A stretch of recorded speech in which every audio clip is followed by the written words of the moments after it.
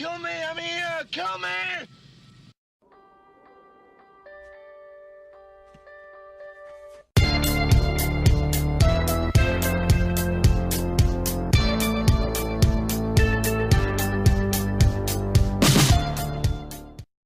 Hey everybody, this is Matthew Movies coming at you with my review of The Life and Times of Judge Roy Bean, a 1972 Western that is unlike any Western that I'd ever seen before, and I'd never heard of this movie until somebody recommended it to me, and I'm thankful to them because I actually quite enjoyed it. I thought it was a very interesting film and very unique and very unorthodox. Now, this is not your dad's Western. This is not, the shoot 'em up. This isn't like the shoot down at the OK Corral.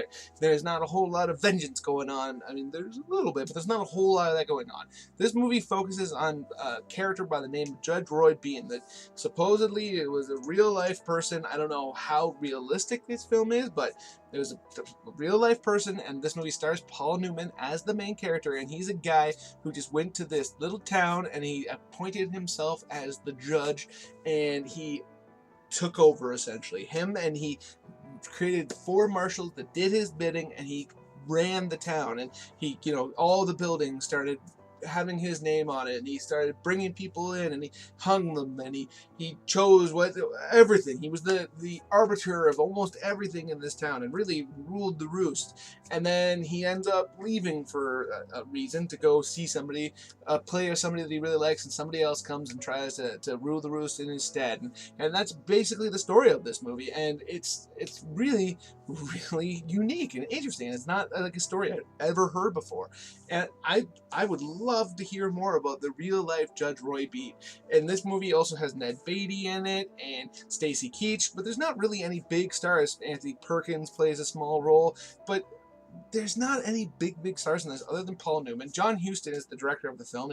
He makes a small cameo appearance, but it's all on Newman, and I think he just absolutely killed it. He creates such an interesting character that you really want to see more of. Like his judgments are really kind of all over the place. He has a lot of emotion that kind of dictate his moves from time to time. He's a very passionate man, and he's also at times a very fair man, and there's a reason why all these people follow him, but he also demands their undying support. And it's a really textured character and layered character, and I just think it's a very fascinating role, and a movie that I think really deserves a lot more credit. But because it really kind of is an outlier, and it's really its own story. It doesn't really fit the genre of any other film. I mean, you definitely would call it a Western movie, but it doesn't hit the plot points of a typical Western. So it's kind of a avant-garde Western to a degree. I think this movie is just really interesting and cool. So those are my thoughts on The Life and Times of Judge Roy Bean. Please, if you haven't heard of it before, check it out and let me know if you're a Western fan.